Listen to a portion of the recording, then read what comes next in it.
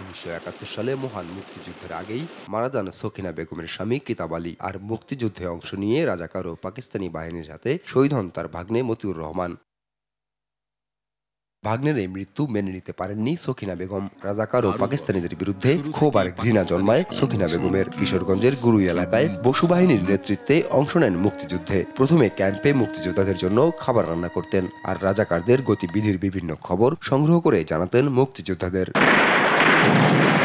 এক পর্যায়ে তিনি পাকিস্তানি বাহিনীর হাতে ধরা পড়েন। পরে কৌশলে সেখান থেকে পালিয়ে আসেন। আসার সময় সেখান থেকে নিয়ে আসেন একটি ধারালো দা। পরে সেই দা দিয়েই নিকলির 5 রাজাকারকে কুপিয়ে হত্যা করেন। সকিনা বেগমের ওই দা বর্তমানে ঢাকা মুক্তিযুদ্ধ জাদুঘরে সংরক্ষিত আছে। উনি আসলে অত্র এলাকায় নিকলি এবং কিশোরগঞ্জের যুদ্ধে মুক্তিযোদ্ধাদেরকে সার্বক্ষণিক পাক বাহিনীর বিভিন্ন নিউজ এবং এই যে বলে রাজাকারদের বিভিন্ন নিউজ দিয়েছেন, এবং নিকলি যে যুদ্ধটা হয়েছে এই যুদ্ধের সম্মুখ যুদ্ধে সে অংশগ্রহণ করছে। কিশোরগঞ্জের নিকলি উপজেলার গুরুই গ্রামে জন্ম সকিনা বেগমের। নিকলিতে নিঃসন্তান সকিনা বেগমকে দেখভাল করার কেউ না থাকায় বাজিতপুরের হিলচিয়ার বড়মাই পাড়ায় ভাগ্নির কাছে থাকতেন। সেখানেই মঙ্গলবার ভোরে জীবনাবসান ঘটে রণাঙ্গনের এই বীর মুক্তিযোদ্ধার। জাতি তার এক সূর্য সন্তানকে হারালো। 1971 সালের মহান মুক্তিযুদ্ধে তিনি একাই 5 জন হানাদার বাহিনীকে হত্যা করেছিলেন। আমরা মরহুমের বিদেহী আত্মার মাগফিরাত কামনা করছি এবং তার শোক সন্তপ্ত পরিবারের প্রতি সমবেদনা প্রকাশ করছি। বিকেল 5টার দিকে গুরুই শাহী মসজিদ ঈদগাহ মাঠে